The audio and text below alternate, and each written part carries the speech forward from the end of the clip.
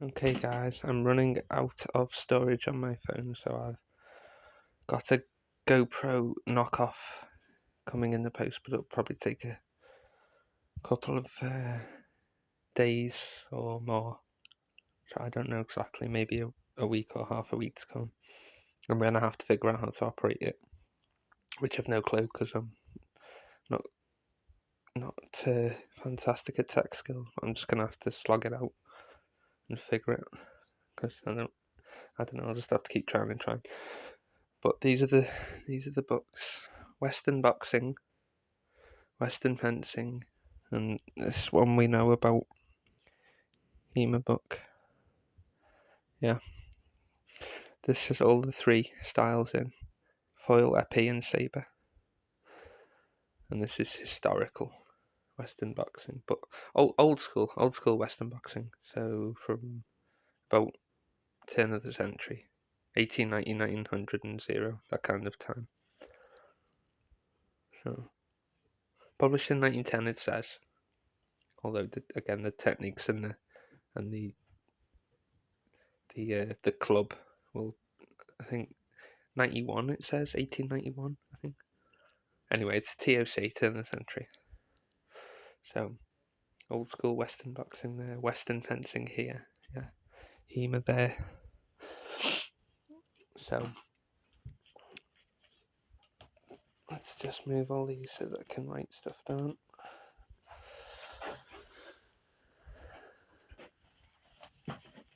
Okay.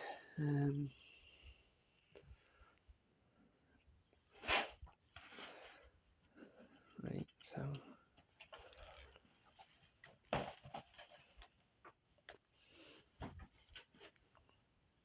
So yes, promote.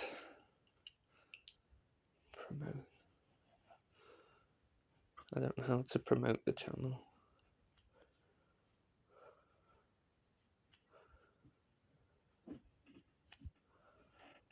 Yeah, I don't know. This is my non-writing hand, by the way. That's why it looks, gammy. The letters look gammy. Yeah, I like to try with both sides when I write sometimes. So yeah, I don't know how to promote. I don't know how to use the,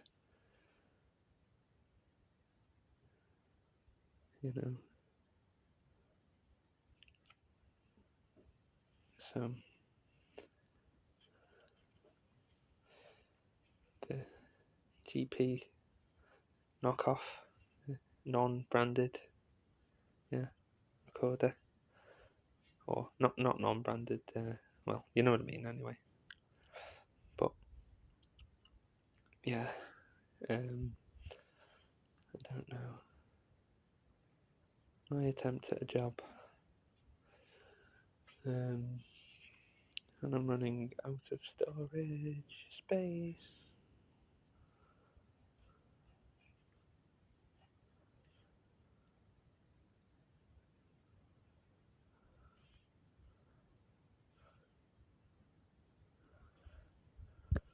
Running out of it. So, what to do? I know there's this thing.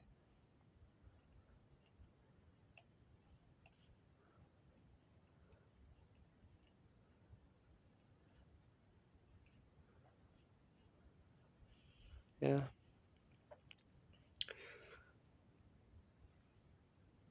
And Flip knows how you flip and operate the thing. Flip knows. Yeah, I don't have a flipping idea right now. Because I remember trying to put my SIM in in my phone and I broke it and had to get someone to do a new one. So yeah, so I'll have to be super careful with that one. But then if I don't do anything with it, I can't record. So I don't really know how to do it correctly. So that'll be fun. Also, maybe health and fitness and showing.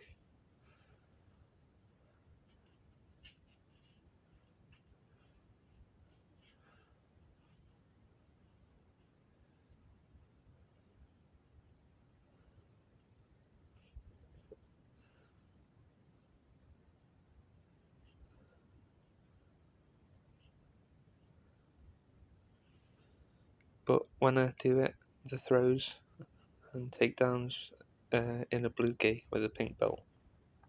But I hate my face being on the camera, so it's probably going to be difficult to show the Nagiwaza and the Tachiwaza, the throws and the stand up without showing my face. It'll be hard unless it's turned side on or back facing. I'm not really sure how to accomplish that. But it's, yeah, a pink belt.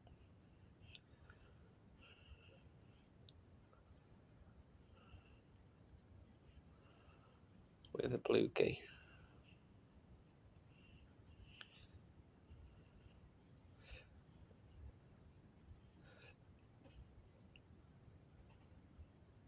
It's called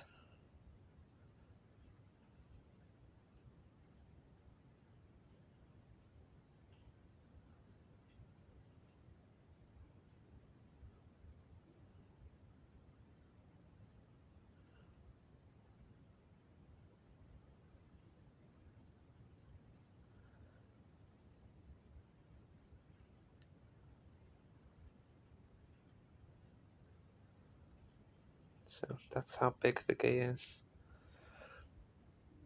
What's the name of the gi? It's the,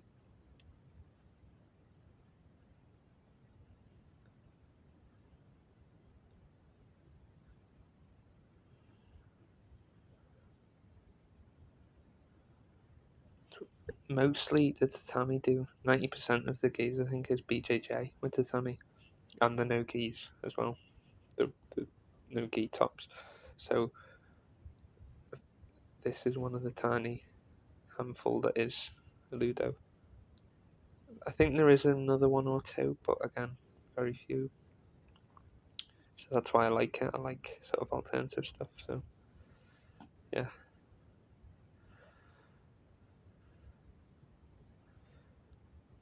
So I think when you go in for a nervous player, you have to um,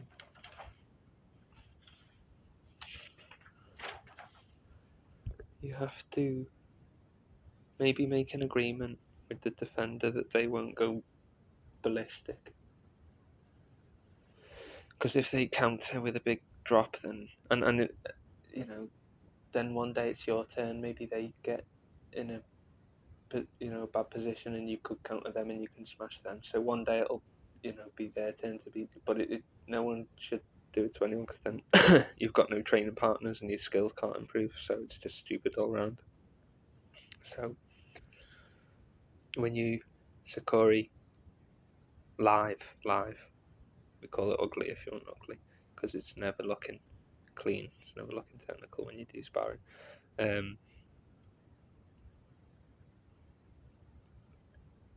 Call it ugly.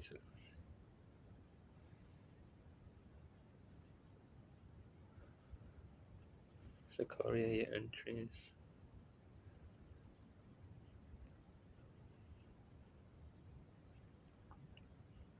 So when you do this, make sure to, as I say, agree. Maybe they go 60% power or 65%, 2/3 power, or yeah, 3/5 power, 60% power, whatever. Just above halfway, say half and a bit more. But so that there's enough pressure where it's adding an element of realism, but not so much that again you just wrecking your joints, because that's just a stupid idea. Yeah, enough for an element of realism in the training, but not so much as to just wreck you, injure yourself. So if they resist at, say,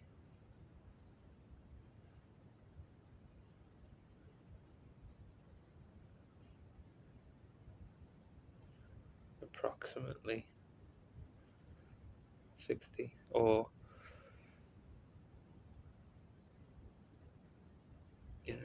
2/3, 60 to 2/3, 67% or 66%.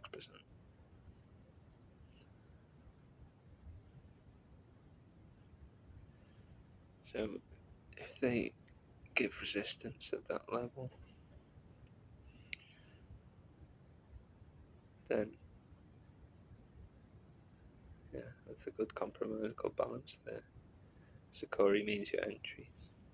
Live means it's real, not dead technical and looks nice but never going to work. So applied Sakuri.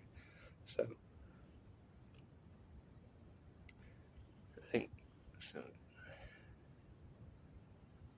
I think this is the first. This is what was said yesterday. So it's this first, then your entry,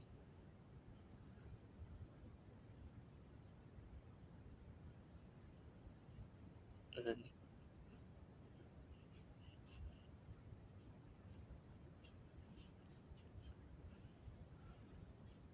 that's your finish or your execution.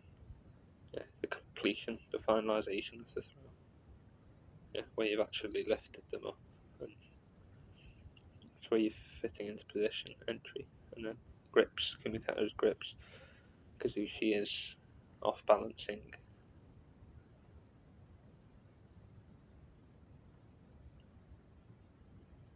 Unbalance or off balance.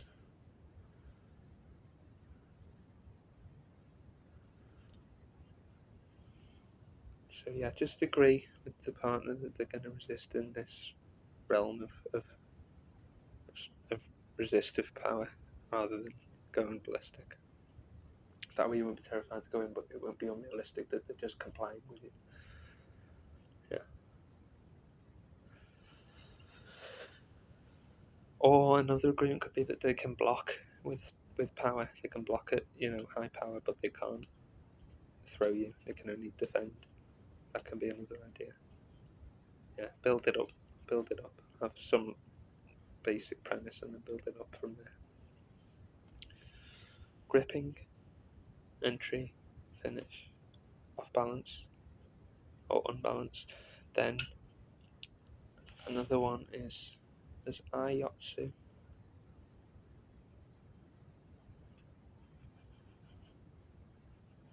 This is a different section now. That's same-sided.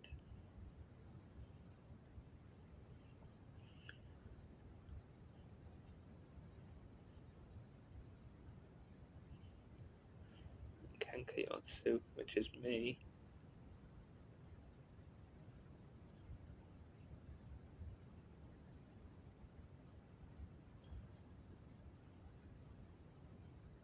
Opposite sided.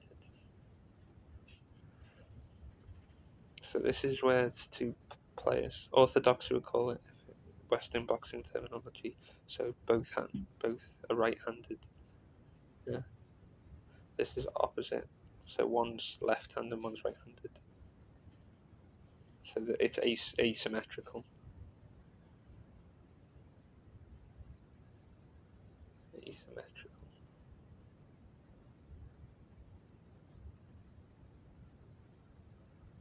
Yeah.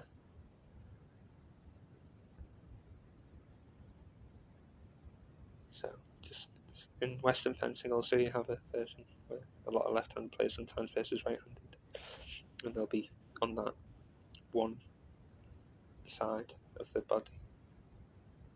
So if you watch the fight, it'll be in like one plane and crossed, so it won't be balanced or counterweighted geometrically.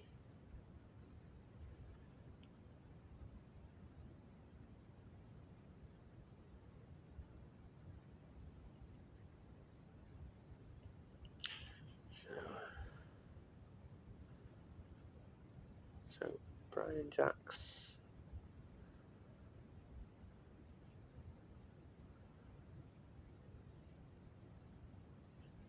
said the Olympic medalist from the 70s said if you're left-handed or right-handed, you're only practicing 50% of your sport, which I thought was an incredible concept. So you're only practicing 50% of your art or your sport. Yeah, because you're only using one side. So he said do double-sided and then right and left, and then you've practiced 100% of your art. Interesting. Even if you can get it 60-40, because your hands will never be maybe 100% equal, but 60-40, 70-30, just to have it, or 65-35, just to have it more, slightly less, you know, extreme with the difference. But yeah, it's an interesting point. You're only practicing half your art if you're just using one-handed or dominant-handed side.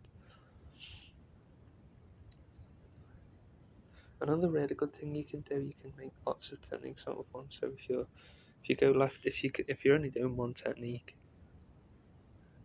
then you can do a combination. So just with that one technique, do the same in striking with say a jab, but you can do left to right or right to left. So, and then there's two combinations right there. Yeah, so you can fake, say with Osoto.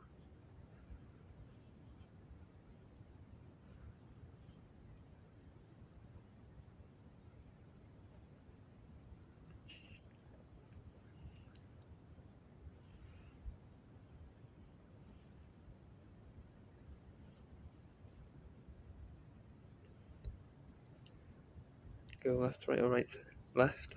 Yeah, so you've got two combos there. Yeah, out of one throw. Yeah. Or you can do solo left, you can just go straight in for left. Solo left. Or solo right. So there's four techniques right there. Yeah. And then you can go. This is a good one for people who like to go front on because they don't want to be taken back. And it's good if you've got, like me, if you've flexible legs. It's a sort of front on Taitoshi, Nidan Usoto.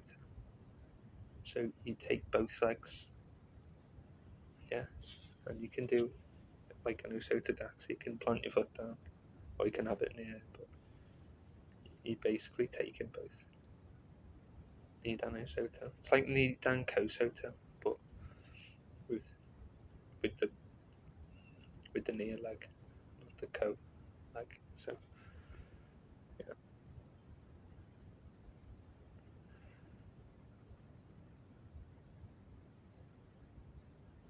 Nidan Usoto.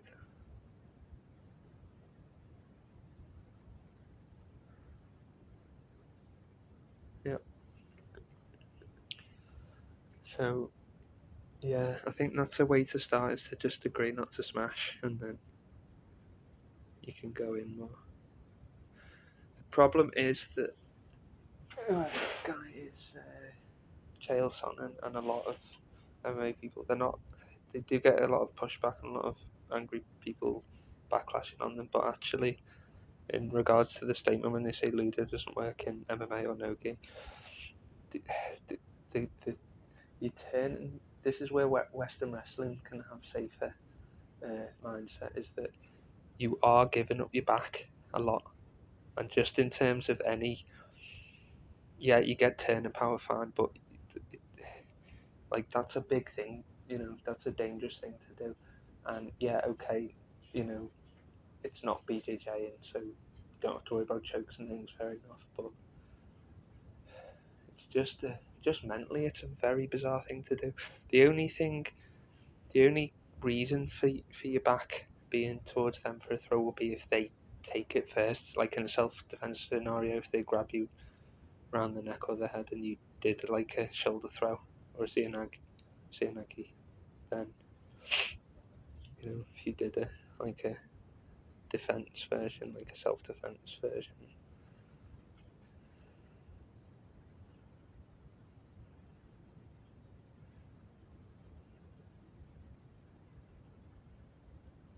Yeah, then that's fine.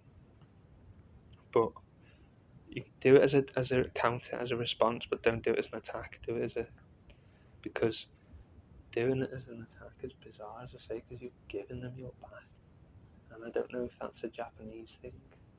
It might be. There are some Seanagis, and there's no gi Seanagi in Greco-Roman, and in catch can, but I don't think it's as frequent. Like, it's kind of the essence of Ludo, the turn and throw. It really is the essence, but it's really, really strange. It's almost like a Sutemi was. It's almost like a suicide technique because it's you're giving up. Yes, you get turning power. Yes, you do, but you're giving up your back, and that's just mad. And yeah, within the rules, because 90% of the game is stand up, and again they can't choke. So yeah, that's. But even then, because they can do Oranagi, even then you have to really really get them leaning forward and really off balance and really get your entry perfect. You know, like Kosei in a way, but I think it does require a mindset of a bit of kamikaze because it's uh, it's a very having your back to the opponent is very strange technique, very strange mentality. Yeah, it's not. I think the way Western wrestling does it is more natural to face on and to do like takes, or even with the Greco to take the side suplex or rear suplex. It's better that you're the one, because they can't see. I don't know. I'm sure there's a Japanese reason for it or something. Maybe it comes from jiu-jitsu, but it does seem very odd just on the face of it. Yeah, to give up your back willingly as a technique. Yeah, so it's always seemed strange. Yeah.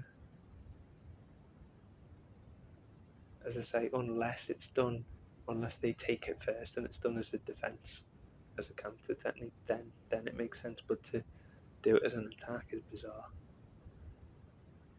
Um, so I can't really make sense of that completely. Yeah.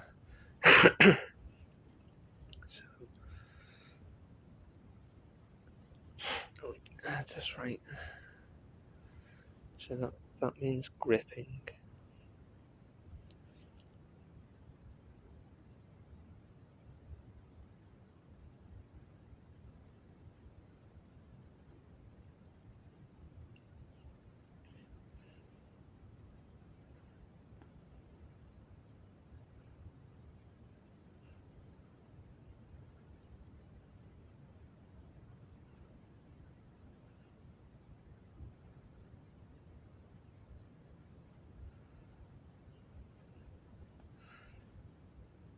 Kake means the execution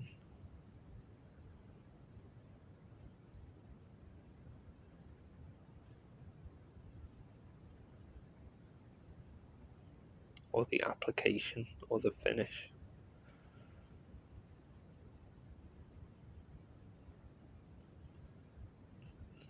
of the throw. Yeah, the completion of the throw.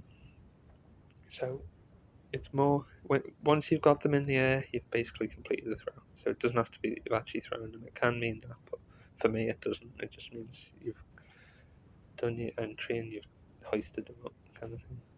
But maybe slightly soft mats would be an idea for next as well, for injuries and stuff.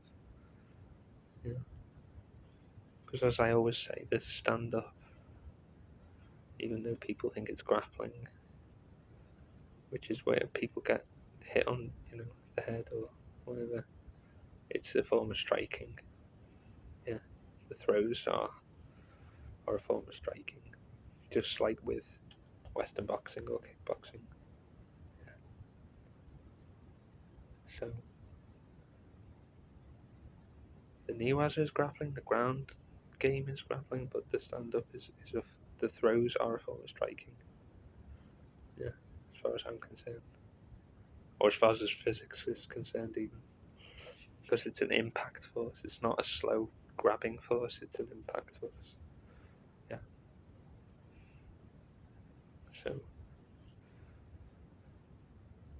yeah, I think a bit like no-gi rugby had this, and it needs to happen the same in judo, where they were revising the no-gi rugby rules or something for concussions. Not sure if it was English rugby or what country it was, but the same needs to happen for Ludo. Yeah, unless people just want constantly to get really hurt and wreck the body, which seems dumb, but okay.